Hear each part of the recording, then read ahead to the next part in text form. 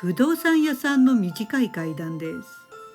廃病院のお話の中で、単に病院が別の場所に移転して古い建物が残ったということがあります。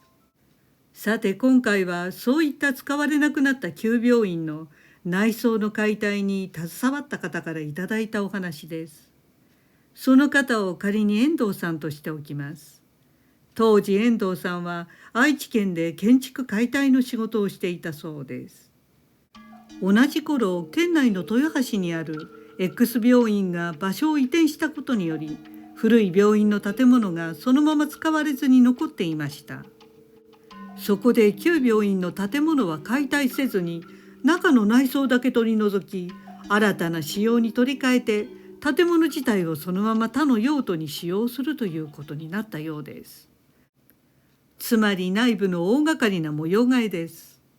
さて内装の解体でしたが、一部の建築解体もあったので、遠藤さんと仲間の数人も応援で作業に当たることになりました。当日遠藤さんたちが現場に入ると、特に変哲もない薄暗いビルの内部で、1階2階はすでに内装解体は済んでいたそうです。3階と4階は廊下、病室、階段の床のPタイルがそのままだったため、すべて剥がす必要がありました。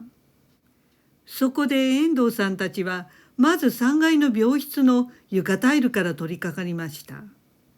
現場は遠藤さんたち以外は立ち入り禁止で、みんなで黙々とPタイルを剥がすことに集中していたそうです。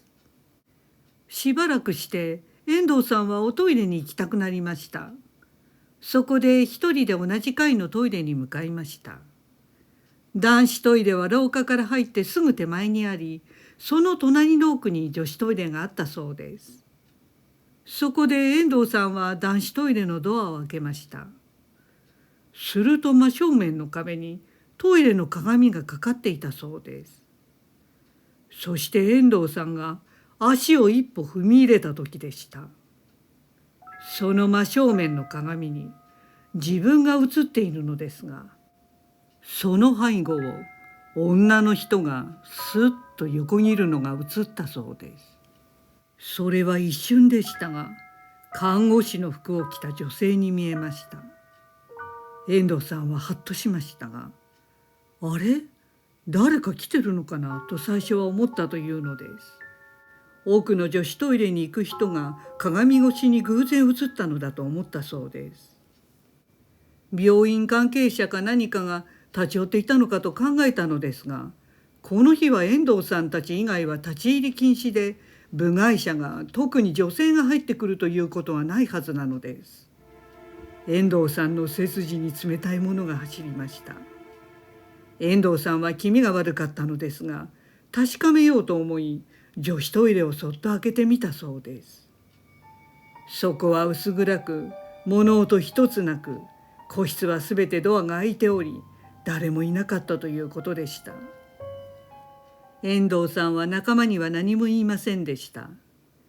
その現場の作業はその日で終わったため、怪奇現象を調べる機会はなかったそうです。その後遠藤さんには霊障も何も起きなかったので、不思議な体験としてご本人の中で封印し、今日まで誰にも言わないできたということでした。廃病院は昼間でも看護師さんの幽霊が働いているようですね。ご視聴ありがとうございました。よろしければチャンネル登録といいねボタンお願いします。